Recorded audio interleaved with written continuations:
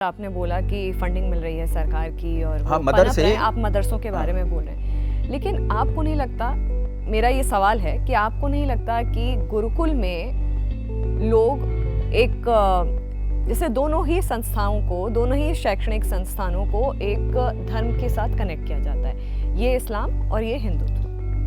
अब ऐसे में लोग ये कंपलसरी एजुकेशन मानते हैं कि भाई कुछ सालों तक आप मदरसा जा कर के पढ़ेंगे, आप अपने रिलीजन को समझेंगे, आप अपने कल्चर को समझेंगे, जो भी है आप अपने धर्म को समझेंगे। लेकिन वो चीज़ आपको नहीं लगता कहीं ना कहीं हिंदुओं में मिसिंग है? वो गुरु के कहीं हमारे बच्चे पीछे ना रह जाएं, कहीं हमारे बच्चों में इंग्लिश ना बोल पाएँ, या कहीं हमारे बच्चे कि अच्छा गुरुकुल में पढ़ रहे हो, चोटी रखते हो, ये है कहीं ना कहीं एक आपको लगता है कि हिंदुओं में एक टैबू है, वो चीज़ दूसरे धर्म में तो नहीं है। वो लोग तो आराम से भाई उसको प्रोपगेट करते हैं, पढ़ते हैं, लिखते हैं, समझते हैं, और उनको कोई शर्म भी नहीं आती कि हाँ ठीक है हम अपने धर्म को पढ़ने या सीखने जा रहे हैं। नहीं, इसमें तो कोई शक ही नहीं है कि हिंदुओं को इस चीज़ के लिए टारगेट किया गया है कि इन्हें कैसे सेक्युलर बनाया जाए। एक शब्द आता है धर्मनिरपेक्ष।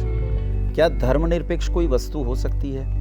जब मैंने पढ़ना शुरू किया और पहली बार साइंस जो है अपने अलग अलग रूप में आया, पहले साइंस को सामान्य तौर पर छात्र पढ़ता है, लेकिन जब वो एक लेवल पर जाकर केमिस्ट्री, फिजिक्स और बायोलॉजी में बढ़ता है, तो मैंने पहली बार जब केमिस्ट्री में पढ़ा तो वहाँ लिखा था हाइड्रोजन का धर्म क्या है।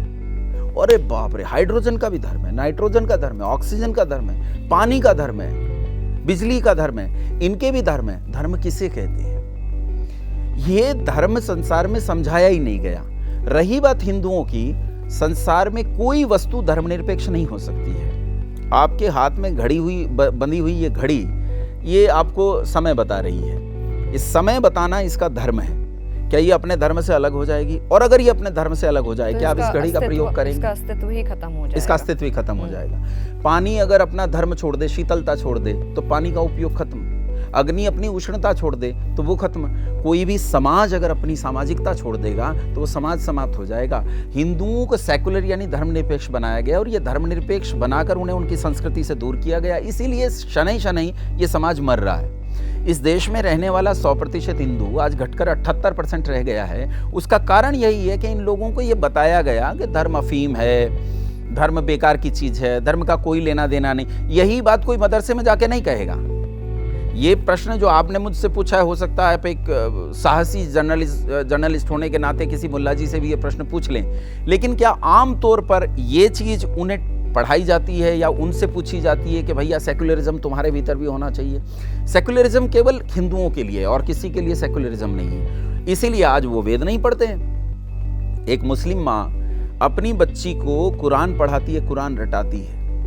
जब उसका निकाह होता है तो वो निकाह में कुरान देती है। लेकिन हिंदुओं को इस 1000 साल में, ये जो पिछला 1000 साल पतन का काल हमारा रहा, जिसमें 700 साल के आसपास मोटा मोटी मान लीजिए मुसलमानों का काल और 250 साल के आसपास ईसाइयों का काल, इस काल में 1000 साल थोड़े नहीं होते। 1000 साल में जो पढ़ाया गया है वो पढ़ कर आज बेचारे इस स्थिति में पहुंच गए हैं कि ना तो उन्हें गीता से मतलब रहा, न उन्हें वेद से मतलब है, न दर्शन से मतलब है, न उपनिषद से मतलब है। उन्हें फिजिक्स, केमिस्ट्री, बायोलॉजी से मतलब रह गया। वो इसे ही उन्नति मानते हैं, इसे ही उन्नति मानते हैं। और इसीलिए जहाँ लाइफ एजुकेशन हिंदुओं में सबसे ज़्यादा निचले दर्जे पर गिरी है, वहाँ अन्य लोगों में लाइफ एजुकेशन किसी लेवल पर खड़ी है। चाहे वो लाइफ एजुकेशन दुनिया को बर्बाद करने के लिए ही हो, चाहे उनकी नैतिकता कैसी ही हो, लेकिन वो अपनी उस लाइफ एजुकेशन को बचाने में कामयाब है और हम खोने में कामयाब है। आप जिस तरह की मुहिम, जिस तरह की रिस्पॉन्सिबिलिटी आपने उठाई हुई है गुरुकुल को लेकर के, स्वदेशी शिक्षा को लेकर के, आपको लगता है कि आने वाले, मैं बहुत लंबा समय नहीं पूछ रही हूँ आपसे, मैं आने वाले 10 सालों के बारे में बात करें, आपको लगता है कि गुरुकुल का कल्चर बढ़ सकता है भारत में? अच्छा, मैं यहाँ 2 चीज़ें क्लियर करूँगा आपको। एक तो ये क्लियर करूँगा, मेरा जो संस्थान है उसका नाम है आर्ष विद्याकुलम। विद्याकुलम, जी, ठीक है ना, गुरुकुलम नहीं है। दूसरी चीज़ मैं ये क्लियर करूँगा, मैं जिस इंडिजिनस एजुकेशन पॉलिसी पर काम कर रहा हूँ वो गुरुकुलों के लिए नहीं, वो स्कूलों के लिए है। इस देश में जो पूरा स्कूल स्ट्रक्चर फैला हुआ है, स्कूल कल्चर फैला हुआ है, इस स्कूल कल्चर के लिए है। पिछले दिनों सरकार ने एक पॉलिसी लॉन्च की थी, NEP 2020, न्यू एजुकेशन पॉलिसी 2020, ये उन्होंने लॉन्च किया। बस ऐसा ही समझिए कि हम भी एक ऐसी एजुकेशन पॉलिसी पर काम कर रहे हैं जो एजुकेशन पॉलिसी इस NEP 2020 के लेवल की एजुकेशन पॉलिसी होगी। बेसिकली आम समाज की समस्या ये है कि वो सिलेबस में और पॉलिसी में अंतर नहीं समझता। हमें यह कह दिया गया कि भैया अकबर नहीं पढ़ाया जाएगा, शिवाजी पढ़ाया जाएगा, तो हमने सोचा पॉलिसी चेंज हो गई, सिलेबस चेंज हुआ है, सिलेबस कंटेंट चेंज हुआ है। मैं ये कहूँ अलजेब्रा नहीं पढ़ाया जाएगा, कैलकुलस पढ़ाया जाएगा, डायनेमिक्स नहीं पढ़ाया जाएगा, स्टैटिक्स पढ़ाया जाएगा, ये सिलेबस कंटेंट चेंज हुआ है ना। मैं मेथिल अल्कोहल नहीं पढ़ाऊंगा, एथिल अल्कोहल पढ़ाऊंगा, ये सिलेबस कंटेंट चेंज हुआ, पॉलिसी चेंज नहीं हुई। पॉलिसी में क्या चेंज है? कुछ भी चेंज नहीं। पॉलिसी के नाम पर जो चेंज हुआ है वो ये है कि आप 12वीं कक्षा में सब्जेक्ट चुनने की आज़ादी आपको दी गई है। कितना सुंदर प्रस्ताव है। ये होना चाहिए कि फिलॉसफी के साथ आप फिजिक्स पढ़ सकते हैं, पहले नहीं पढ़ सकते थे। अभी तो खैर लागू होने में भी समय लग जाएगा, लेकिन मुख्य चीज़ ये है कि उस पॉलिसी, जिस पॉलिसी को, अच्छा एक चीज़ सोचते हैं हम लोग कि फिजिक्स, केमिस्ट्री, बायोलॉजी, मैथमेटिक्स ये हमें अंग्रेजों ने दिया। इससे पहले जैसे मैं एक छोटी सी वो बताता हूँ आपको, मेरे लिए एकदम नई चीज़ थी। मेरे पास मेरा एक छात्र आया, मुझसे आकर, जैसे ये जो युवक मेरे साथ आया है प्रांजल, ये IIT मद्रास में पढ़ता है, तो इन्होंने मुझसे कहा कि एक इसी का और मित्र है, इसी के साथ पढ़ता है, उसने कहा आचार्य जी एक कमाल की चीज़ आई। मैंने कहा क्या? बोले चैट GPT होता है। मैंने कहा ये क्या होता है? बोले ये आर्टिफिशियल इंटेलिजेंस, आप इससे कुछ भी पूछो ये जवाब देगा।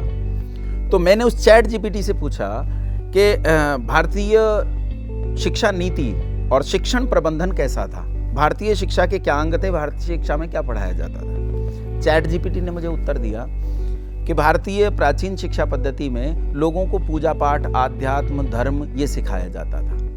तो मैंने फिर उस पर जवाब दिया कि तुम झूठ बोलते हो, फरेबी हो।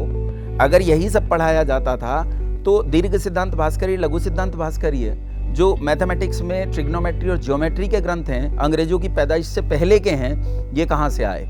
उसने फिर अपने आप को करेक्ट किया, उसने कहा माफ़ कीजिए मुझसे गलती हुई, और फिर उसने गणित और साइंस के बारे में कहा। यही हमारे समाज की दशा है। हम गुरुकुल का मतलब ये लगा लेते हैं, गुरुकुल का मतलब है वो सिर पे बाल नहीं होंगे, लंबी चोटी होगी, कटी वस्त्र बांध के एक नंगा आदमी घूमता होगा, और शायद वो जंगल में रहता होगा, पत्ते बांध के उधर झिंगे लाला करके अपना जीवन बिताता होगा। गुरुकुल मतलब एक पिछड़ी हुई जगह, गुरुकुल मतलब एक ऐसी जगह जहाँ आधुनिकता से कोई लेना देना नहीं। गुरुकुल का मतलब है आधुनिक से आधुनिक शिक्षा। गुरुकुल का मतलब है वो आधुनिकतम शिक्षा जिसमें आर्यभट्ट पढ़े। आर्यभट्ट प्रथम ने पाई का मान दिया 3.121416 करके जो है। फिर दूसरे आर्यभट्ट जो थे, जिन्हें आर्यभट्ट द्वितीय कहा जाता है, उन्होंने पाई का मान दिया 22/7। दुनिया को पाई का मान देने वाले लोग, क्या अंग्रेजों से उन्होंने टेक्नोलॉजी सीखी, मैथमेटिक्स सीखा, साइंस सीखा? ये नहीं, उन्होंने हमारी शिक्षा में परिवर्तन किया। उन्होंने हमारी शिक्षा में परिवर्तन किया कि इस देश की सांस्कृतिक जड़ों को कैसे काटा जाए। दक्षिण अफ्रीका का एक प्रसिद्ध नाम आपने सुना है, नेल्सन मंडेला। नेल्सन मंडेला ने कहा अगर आपको किसी जाति को गुलाम बनाना है तो पहले आप ऐसा कीजिए कि उसकी शिक्षण व्यवस्था की जड़ें काट दीजिए, उसके स्थान पर अपनी शिक्षण व्यवस्था को स्थापित कीजिए। इससे उनकी संस्कृति छूट जाएगी और वो आपके गुलाम होंगे। बस उन्होंने यही किया। हमारी संस्कृति वर्णाश्रम संस्कृति है, इसमें 4 वर्ण 4 आश्रम। वर्ण को बर्बाद करने के लिए उन्होंने क्या किया, विचार करके देखिए। चक्रवर्ती सम्राट दशरथ का पुत्र युवराज राम गुरुकुल में बैठकर जिस टाट पट्टी पर पढ़ रहा है, उसी टाट पट्टी पर निषाद का लड़का गो पढ़ता है।